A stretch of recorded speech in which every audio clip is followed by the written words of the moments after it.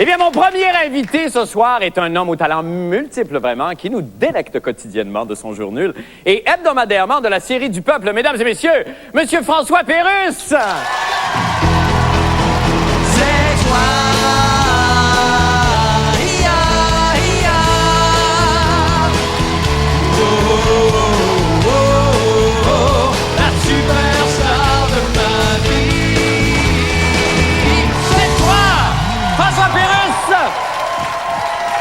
François, bonsoir!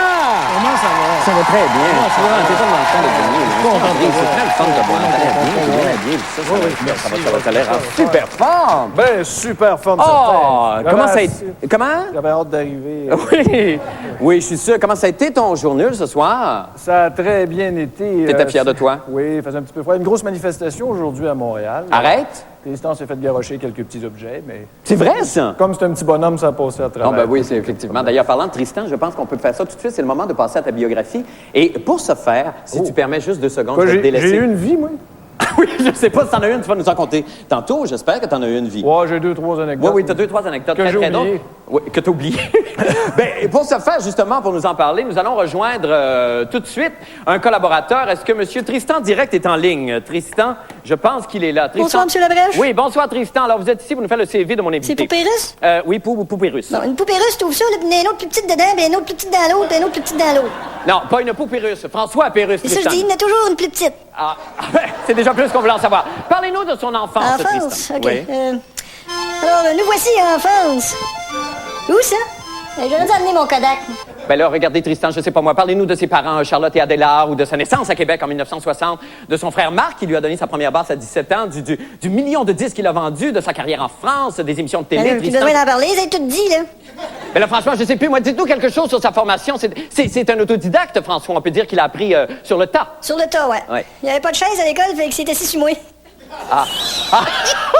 Ben merci pour rien, Tristan. Ah, ben oui, c'est tout le temps qu'on a, on est désolé.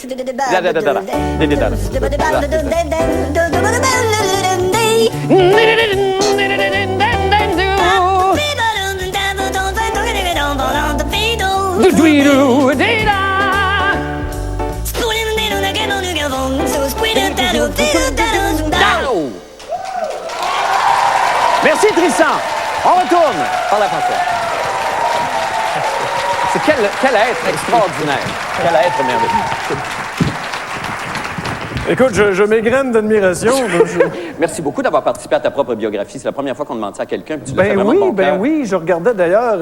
Je vous regarde un bon tous les soirs, vous. Oui. François, écoute, moi, j'ai appris des choses sur toi, entre autres, que tu avais fait un premier radio-roman à l'âge de 9 ans où tu faisais toutes les voix. Oui, je faisais tout bien renseigné.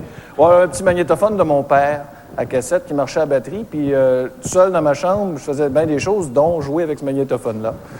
Et puis, je partais le magnétophone, puis je faisais un radio-roman. Alors, il y avait un homme qui assassinait son épouse, qui ressuscitait, puis qui cassait la gueule, tout. Puis il y avait des annonces à travers ça, puis je faisais des annonces aussi. Alors, j'ouvrais la fenêtre en direct du centre du Grille-Pain, je sais pas trop quoi. Puis là, je continuais l'action. Mais là, c'est bien merveilleux, ça, de développer son enfance dans un imaginaire comme ça. C'est ce que mes parents ont dit au médecin. Qui, lui, était pas tout à fait sûr. Mais là, en plus, c'est qu'avant ça, tu dis qu'à l'âge de 5 ans, tu as commencé comme Sainte-Jeanne d'Arc à entendre des voix. Ouais. Comment ça s'est passé, ça? Parle-nous de ça. Ce qui arrive, c'est que en revenant de l'école ou de la maternelle, où je parlais tout seul, je répondais à du monde que je pensais qu'il me parlait. Mais ça, c'est l'ami imaginaire de tous les enfants, ouais, ça. Ça me fait du tous bien. Tous les enfants en ont un. Ben non! Ça fait du bien. Oui, ça te fait du bien de le sortir, ça. C'est le fun, oui. Alors, tu parlais à quelqu'un, donc, un ami, un chien, un copain, une blonde? Non, ben pas une blonde. Je sais pas, quand j'étais petit. C'est drôle, hein, ça a commencé tard, ça, les filles dans ma tête. C'est des hommes qui me parlaient. Avec ça, je te dis. Je pensais que j'étais un king, tu sais, j'étais le meilleur, mais les autres étaient tous imaginaires, fait qu'ils étaient tous pas durs à battre, finalement. J'étais le meilleur de tout mon monde imaginaire. Mais ton humour à toi, je le répondais aussi. Et tu te répondais? Ouais. Est-ce que tu as encore des grandes conversations comme ça, seul avec toi-même? Non, maintenant, je fais ça avec du monde. Du vrai monde. Je trouve que c'est plus. Est-ce que les gens te répondent bien? Est-ce que tu es content de leur réponse? Ce qui est le fun, c'est que tu t'attends pas à ces réponses-là. Je me les faisais toutes seul avant. Ben oui. Là, je me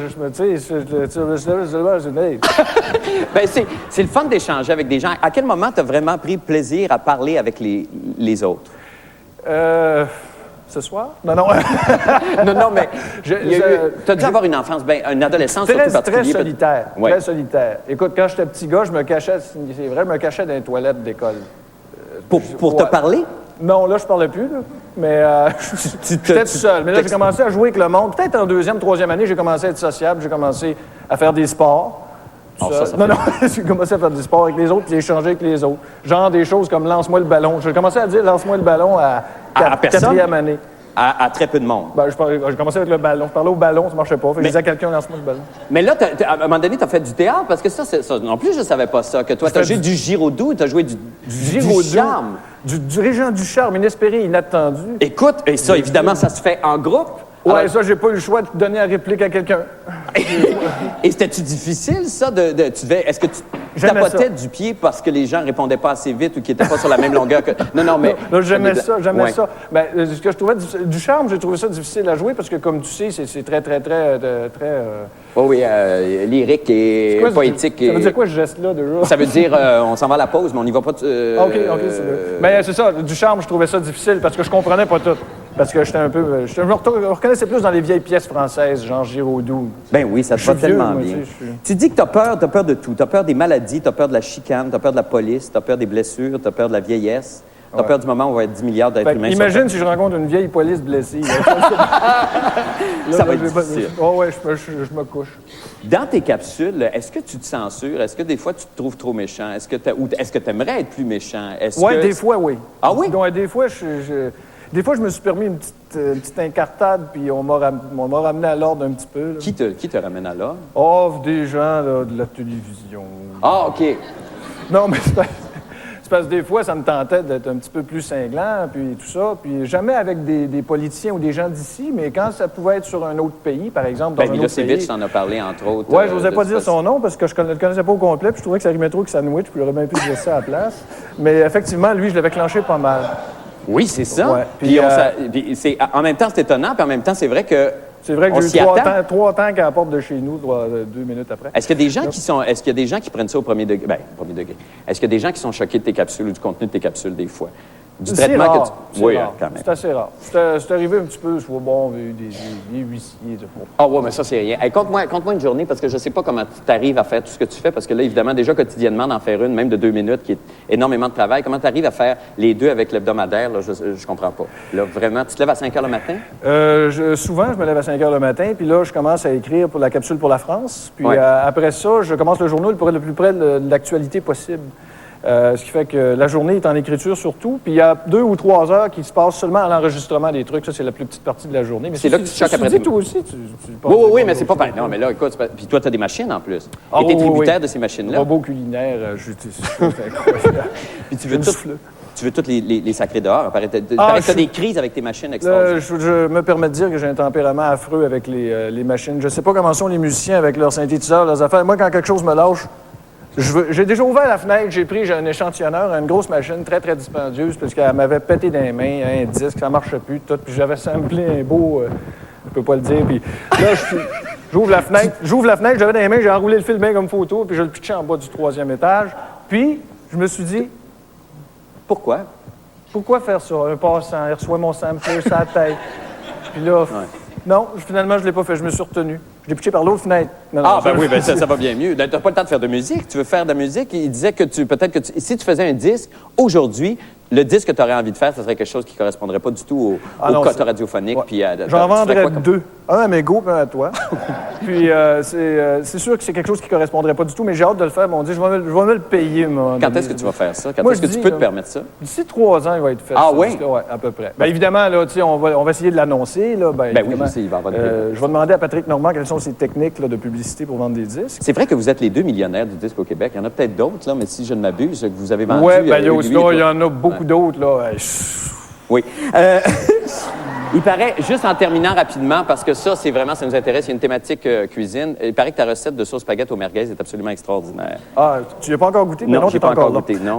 C'est génial. Alors, rapidement, c'est quoi les ingrédients? Champignons, céleri, poivrons, merguez, bien sûr, pré-cuites, on ne les met pas toutes crues là-dedans.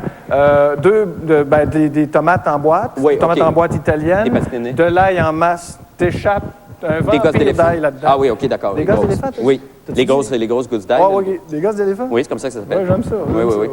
Puis il y a aussi il y a les champignons, je l'étudie. Oui, oui, tu mets tout ça ensemble, puis that's it, c'est tout. Tu mets ça, Fait que- tu brasses ça, puis c'est tout. Regarde, il y a quelqu'un qui veut te donner un cadeau. C'est ton cadeau. Merci beaucoup d'être venu, François. C'est merveilleux. Ben, je suis bien content. Merci beaucoup, François Pérusse. Excuse-moi, t'as dû avoir un problème, Nico. Merci. Merci, puis bonne chance pour le jour nul, puis pour ta série, puis la série du peuple. Merci beaucoup. À bientôt, François, et sois heureux. Et dis bonjour à ta femme et à tes futurs enfants. Comment ils vont faire pour remonter? Ah, ils vont te remonter pendant la pause. Nous allons faire une petite pause et nous revenons avec les petites vites et tout l'orchestre de Bigot.